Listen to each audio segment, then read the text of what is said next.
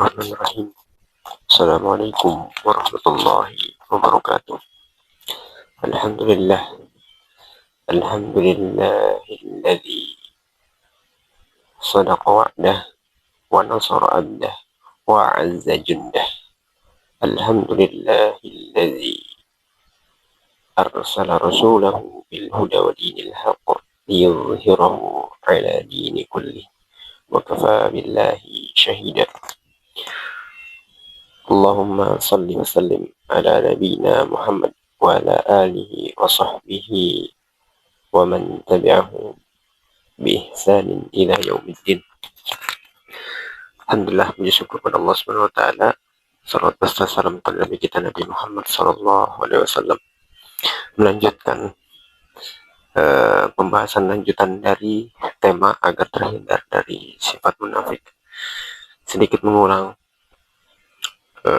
beberapa pembahasan terakhir dari perkataan Tawus kepada Alto, yang mana beliau pernah berkata, berhati-hatilah untuk tidak menanyakan kebutuhanmu kepada seseorang yang menutup pintunya untukmu, dan perhatikanlah kepada zat yang pintunya terus terbuka sampai hari kiamat. Dia memerintahkanmu untuk berdoa kepadanya dan berjanji kepadamu sebuah jawaban. Teman-teman yang dimuliakan oleh Allah Subhanahu wa taala, betapa kita sering membaca surat Al-Ikhlas, baik di dalam sholat berjamaah maupun ketika sholat sunnah ataupun ketika murojaah Al-Quran.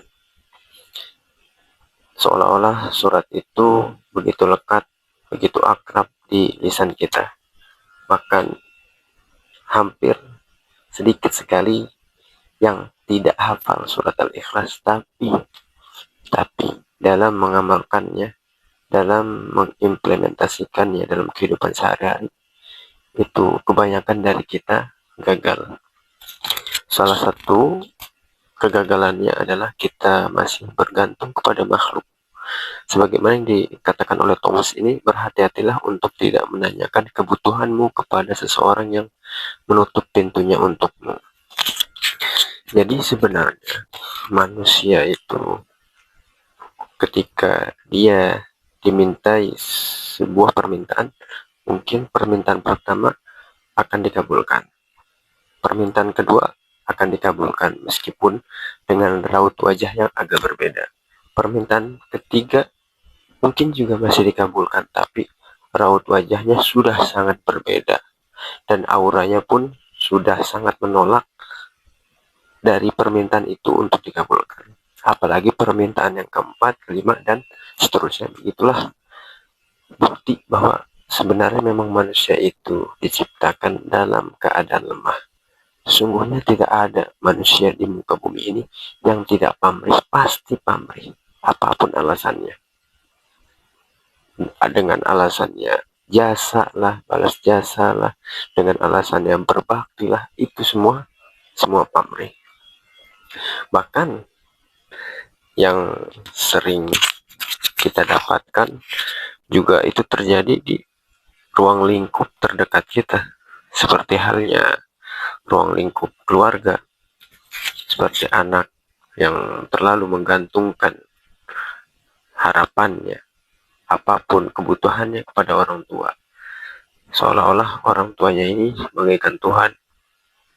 Dan salahnya lagi, orang tuanya pun belum ataupun tidak mengajarkan sama sekali kepada anaknya tentang ketergantungan ini, dan ini sangat berbahaya dan akan berdampak terus-menerus sampai ada yang mengingatkan tentang berbahayanya bergantung atau menggantungkan harapan kepada manusia. Seperti seorang orang tua ataupun sepasang orang tua yang terlalu menggantungkan harapannya kepada anaknya. Jadi ketika anaknya besar, beranjak dewasa, sudah bekerja, bahkan sudah menikah, kemudian ingin merantau, ibunya seolah-olah sedih, seolah-olah ada yang tertahan di hatinya, seperti tidak mengizinkan Memang dalam perkataannya ibu itu mengatakan, silakan saja nak pergi, semoga harimu di sana berbahagia, selamat, dipenuhi dengan kebahagiaan, keceriaan, dan lain sebagainya. Tapi sebenarnya hatinya menolak, bahkan melarang kepergian anaknya. Tentu yang ditahan-tahan oleh hati ibu ini, dia takut ketika anaknya pergi darinya, melupakannya, kemudian tidak lagi memberikan uang rutin bulanan, atau uang rutin pekanan, atau uang rutin, dan lain sebagainya. Itu karena memang sudah tertancap di kebanyakan dari kita yang terlalu menaruh harap, menggantungkan kebutuhan, menggantungkan balas jasa itu kepada manusia. Jadi kita memang sebenarnya belum benar-benar ikhlas. Kalaupun itu ikhlas, mungkin ikhlas itu baru ada di mulut kita saja. Begitu juga sebaliknya, seorang anak yang dia terlalu menggantungkan apa-apa kepada orang tuanya, sehingga ketika dapat masalah, yang ada di benaknya itu, tenang, ada bapak saya, ada ibu saya, mereka siap kok membacking saya, apapun keadaan saya, maupun saya salah, sesalah apapun, sefatal apapun, mereka pasti akan memeluk saya dan membenarkan saya. Itu benar-benar keliru dan terjadi di masyarakat kita, dan menjadi bumerang penghancur yang sangat ganas.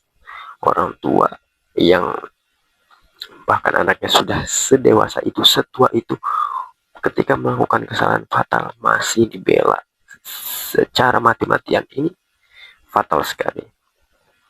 Makanya kita kembali lagi sekali lagi bahwasanya kita sering membaca surat Al-Ikhlas, bahkan begitu akrab dengan surat Al-Ikhlas, tapi hanya sedikit dari kita yang betul-betul meresapi surat Al-Ikhlas. Contohnya pada ayat kedua, Allahus Samad, itu Allah sebagai tempat bergantung, Allah satu-satunya tempat bergantung, Allahus Samad. Itu kita sering sekali menggantungkan apapun haram, malahan kepada manusia. Makanya di sini Thomas berkata, itulah berhati-hatilah untuk tidak menanyakan kebutuhanmu pada seorang yang menutup pintunya untukmu. Kemudian yang berikutnya, dan perhatikanlah kepada zat yang pintunya terus terbuka sampai hari kiamat. Dia memerintahkanmu untuk berdoa padanya dan berjanji kepadamu sebuah jawaban. Jadi yang paling terpenting dan terinti adalah kita harus perhatikan kepada zat yang mana pintunya selalu terbuka sampai hari kiamat. Bahkan orang kafir pun, orang non-Islam pun, itu masih diberi oleh Tuhan semesta alam, oleh Allah Subhanahu wa taala. Sekafir-kafirnya orang pun masih diberi ketika ia meminta, ketika ia berusaha. Makanya suatu kebodohan yang terstruktur kalau kita itu terlalu berharap kepada manusia, karena sehebat apapun, seterpercaya apapun orang itu, pasti mengecewakan, pasti ada sisi mengecewakannya, karena itu wajar, dia manusia, dan manusia pada umumnya Allah katakan lemah. Kenapa lemah? Karena setiap manusia pasti membutuhkan bantuan manusia lainnya, tidak mungkin tidak. Makanya Taus berkata, itu perhatikanlah kepada zat yang pintunya terus terbuka sampai hari kiamat. Kita berdoa mungkin belum terkabulkan saat ini, hari esok, pekan esok, kemudian 2 pekan kemudian, bahkan sebulan, 1,5 tahun, sampai bertahun-tahun belum terkabulkan. Tapi ingat, doa kita yang kita lantunkan akan dinilai ibadah di sisinya, bahkan menjadi simpanan pahala, simpanan yang akan menjadi pertolongan buat kita sendiri. Itulah hebatnya ketika kita menggantungkan segala rasa sakit kita, segala kebutuhan kita hanya kepada Allah Subhanahu wa taala. Ia pasti memberikanmu sebuah jawaban, sebuah janji.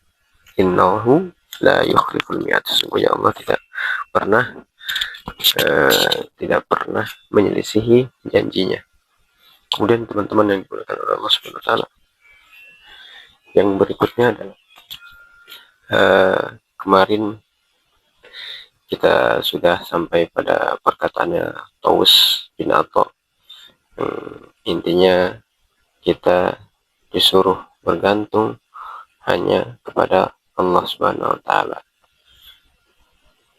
Yang berikutnya adalah ada satu doa yang diajarkan oleh Nabi kita Nabi Muhammad SAW.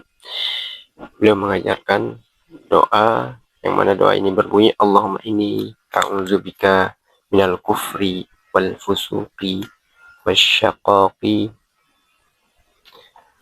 wan nifaqi wasum'ati warriya'i. Yang artinya, ya Allah, aku berlindung kepadamu dari kekufuran, wal fusuqi dari kefasikan, wasyaqaqi dari kedurhakaan dan perpecahan, wan nifaqi dari kemunafikan. Ini yang sedang dalam pembahasan kita. Wasum'ati dan dari sum'ah, warriya'i dan dari riya. Hadis ini diriwayatkan oleh Al-Hakim dan disahihkan oleh Al-Albani.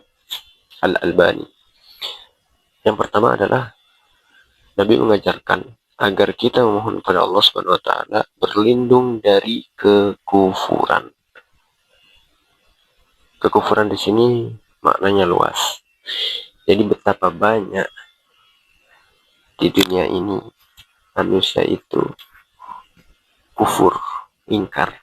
Itu seolah-olah telah menjadi sifat dasar manusia. Karena dikatakan juga di dalam Al-Quran, wa qalilum min ibadiyasyakur. Wa qalilum min ibadiyasyakur. Hanya sedikit sekali dari hamba-hambaku yang bersyukur. Kalau kita mau ambil contoh, betapa banyak anak-anak yang telah dibesarkan secara baik oleh orang tuanya, ketika besar, kemudian anak itu punya keluarga, punya anak lagi, orang tuanya telah lanjut usia, bahkan ketika usianya telah lanjut, Allah berikan cobaan, yaitu berupa misalnya kepikunan, misalnya penyakit-penyakit tua dan lain sebagainya yang merepotkan, yang bahkan penyakit itu seolah-olah orang tua itu kembali lagi ke fase kanak-kanak. Banyak orang-orang yang menitipkan orang tuanya ke panti jompo. Bukannya mereka tidak mampu mengurus orang tua mereka, tapi apa? Bisa jadi mereka itu kufur nikmat. Mereka mampu. Sebenarnya mereka mampu, mereka mempunyai kesehatan, mempunyai sumber daya, tapi apa? Mereka lebih memilih lupa atas jasa yang telah orang tua berikan dahulu. Nauzubillah min dzalik. Semoga kita tidak terhindar dari sifat yang buruk ini. Itu contoh satu. Kemudian yang contoh kedua adalah contoh dari kebanyakan para wanita. Mengapa para wanita itu kebanyakan dari mereka jadi penghuni neraka? Dikatakan di dalam suatu hadis bahwasanya yang menyebabkan para wanita itu banyak jadi penghuni neraka adalah yakfurna bil ashir. Mereka itu mengingkari suaminya, mengingkari pemberian suaminya. Kita ambil contoh begini. Sudah bertahun-tahun atau kita itulah setahun. Suaminya telah menyediakannya tempat tinggal, telah memberikannya pangan, papan, sandang.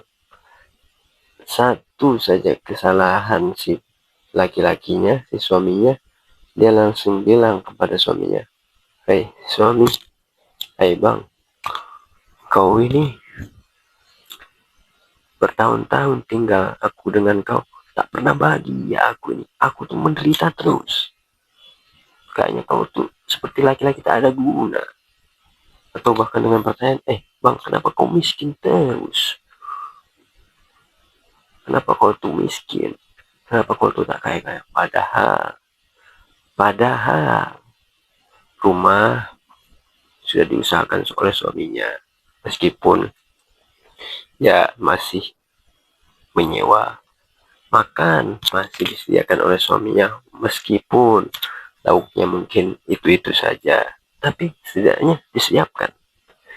Kemudian apalagi pakaian, mungkin pakaian terlihat yang ya kurang mewah dari merek-merek lokal yang ya peminatnya sedikit, yang gayanya masih kurang gaya, masih kelihatan kayak jadul.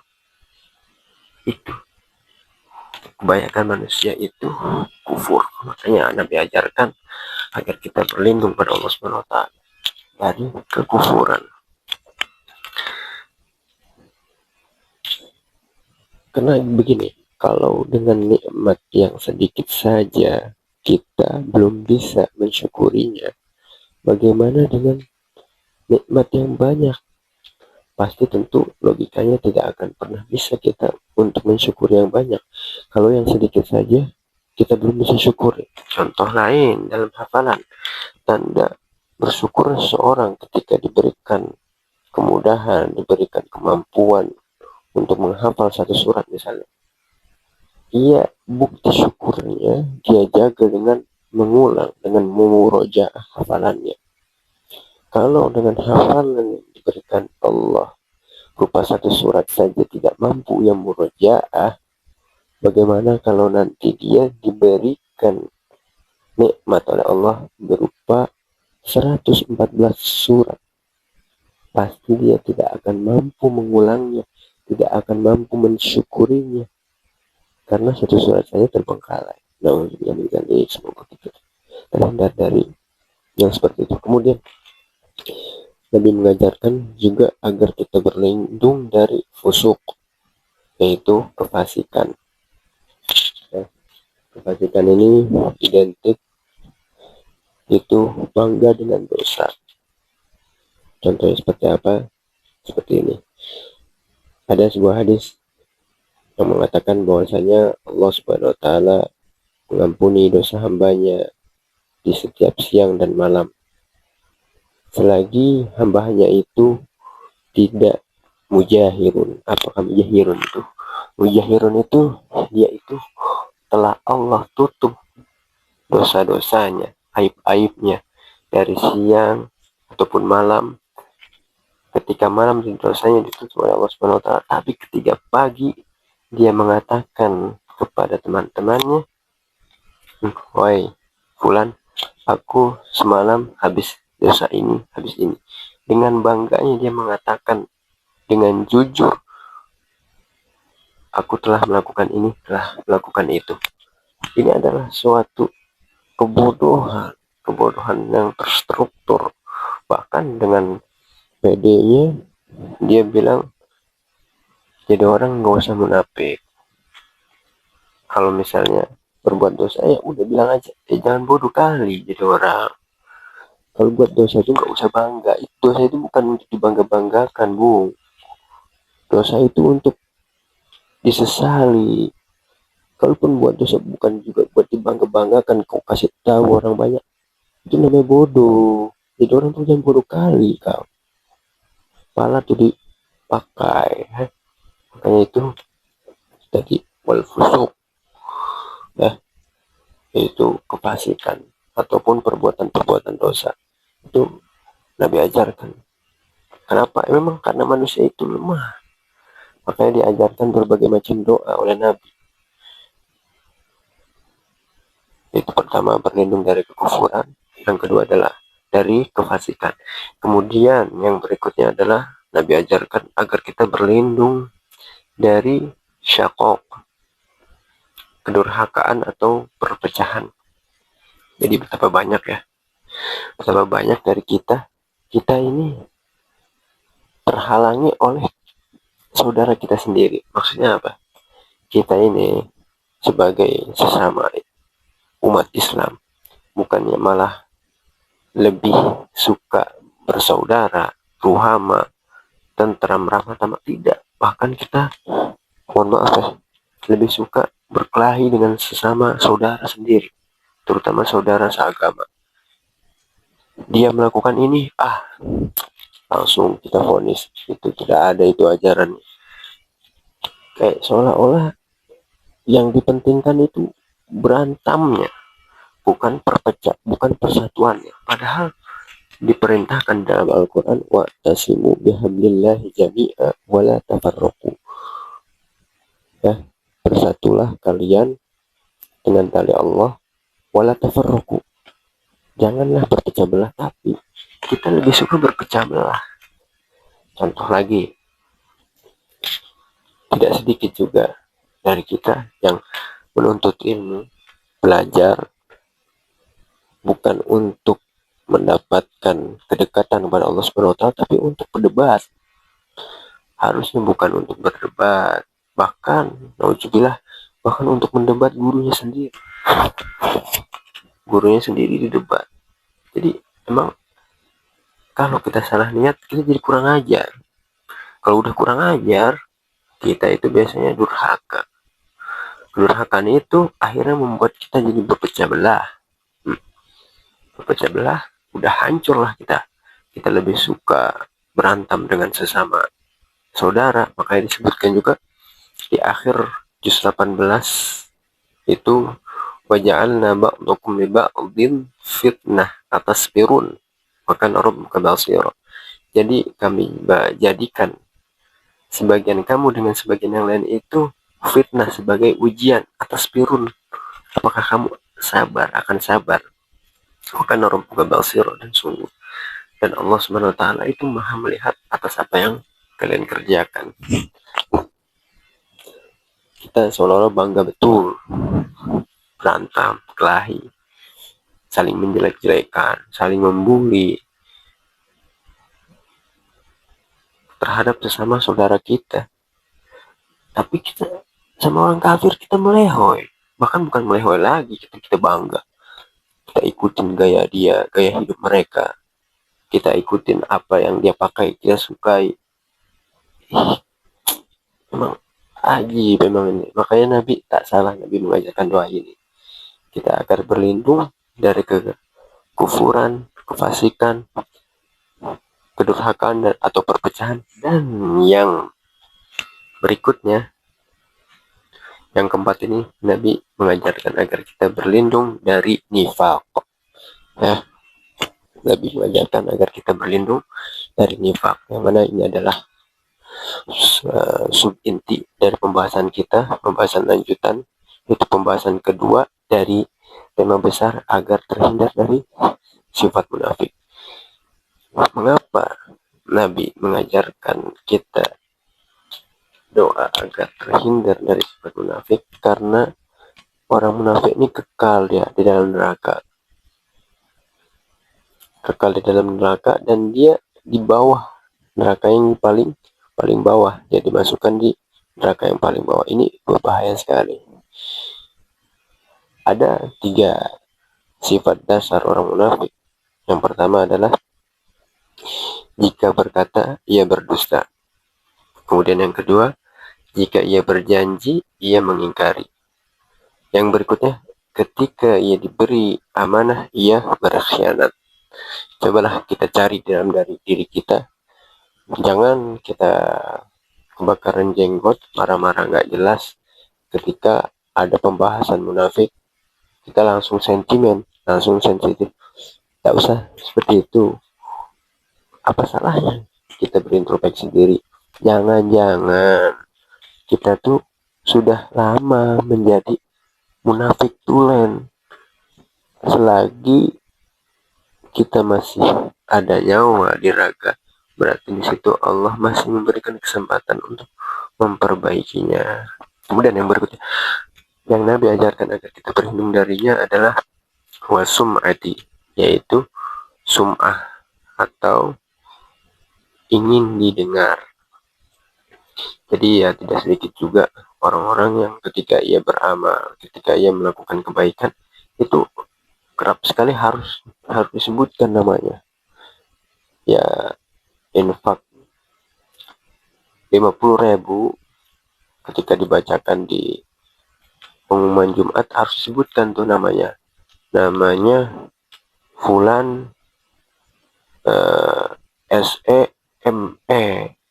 Mantap kali ya. Disebutkan deh. Jangan lupa juga disebutkan, ditulis haji. Jadi apalah disebut-sebut nama tuh, santai saja lah. Kalaupun itu perbuatan baik, yang benar-benar baik pasti akan kembali ke pelakunya. Entah itu dilakukannya di tengah malam yang pekat, nggak ada orang sama sekali, hanya dia dan Tuhan yang tahu, pasti akan balik ke pelakunya. Kalau benar-benar itu baik itu amal. Tapi kalau amal itu pura-pura baik, mau diumumkan sehebat apapun, semewah apapun, tidak akan pernah kembali ke pelakunya, tidak akan memberikan dampak. Yakinlah itu. Kemudian Nabi mengajarkan agar kita berlindung, yang berikutnya berlindung dari sifat ria. Ria ini saudaranya memang sum'ah inilah. Ria ini ingin dilihat dan sum'ah ini ingin didengar. Ya banyaklah orang-orang yang ketika ia memberi, ya tangan kiri selfie, mungkin gitulah istilahnya, istilah singkatnya. Walaupun tidak semua tidak semua orang yang memberi dengan tangan kanan kemudian tangan kiri selfie itu ria, tidak demikian. Bisa jadi dia buat laporan ke bosnya, ya kan, mau nggak mau. Apalagi ini kan sudah prosedur ya, prosedur apa namanya, ketentuan dia bekerja gitu kan, seperti halnya kurir, ya kan, dia harus memfoto barangnya biar dia jelas, ya kan, perusahaan tahu ini barang udah dikirim, dan si penerima ataupun yang menggunakan jasa kurir ini tahu kalau apa namanya, paketannya itu setelah sampai. Mungkin itu dulu teman-teman, pembahasan lanjutan dari agar terhindar dari sifat munafik. Semoga dengan pembahasan yang singkat ini memberikan kita dampak yang baik, memberikan kita pembaruan, perbaikan dalam diri kita, dan menjadikan kita lebih baik lagi ke depannya, dan semakin menjadikan diri kita mengundang keberkahan dimanapun kita berada. Demikian, wassalamualaikum warahmatullahi wabarakatuh.